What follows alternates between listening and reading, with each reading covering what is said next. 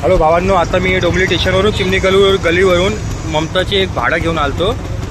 हे मला यांच्याबद्दल सांगत होते, नाशिकला यांना काय चोर चमार लोक भेटलेले, यांच्याकडून सगळे काढून घेतले। चेन होते, अंगठ्या होत्या, ते एक समजा की ते सगळे नकली होत्या, पण ते काढून घेतले आणि पैसे आणि यांची आयडी यांना दिले। मी आता यांच्याशी बात करतो।